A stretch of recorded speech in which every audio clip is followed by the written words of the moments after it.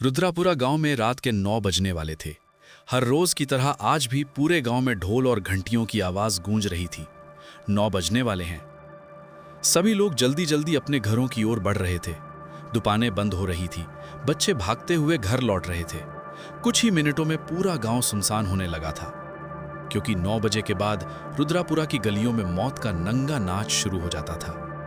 गांव के मुखिया ठाकुर विक्रम सिंह ने अपने आदमी गोपाल को फोन किया। गोपाल, सब लोग घर पहुंच गए या नहीं? गोपाल घबराई हुई आवाज में बोला, जी ठाकुर साहब, लगभग सब चले गए हैं। विक्रम सिंह गुस्से में चिल्लाए, लगभग नहीं, तुझे पता है ना 9 बजे के बाद क्या होता है? फौरन सबको घर भेज दे।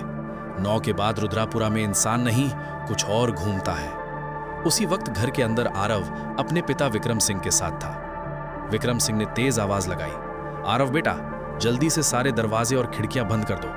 एक भी खुला रह गया तो उसे अंदर आने से कोई नहीं रोक सकता। जी पापा। आरव खिड़कियां बंद कर रहा था, तभी पीछे से पिता की आवाज आई, सुनो बेटा, पर्दे भी लगा देना। पर्दे क्यों पापा?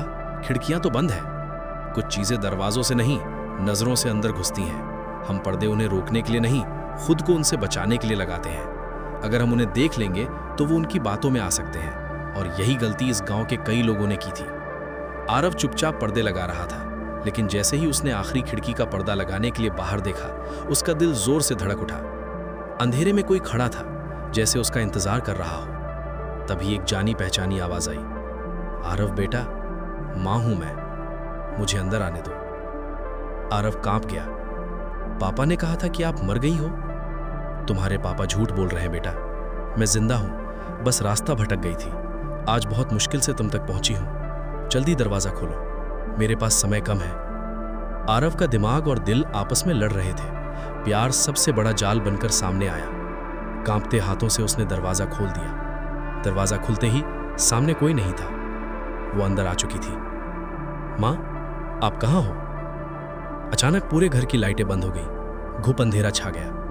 पीछे से किसी ने उसके कंधे पर हाथ रखा।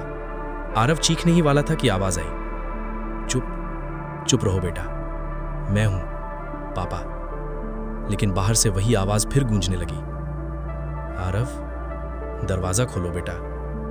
विक्रम सिंह ने आरव का मुंह दबा लिया और उसे एक कमरे में लेकर बंद कर दिया।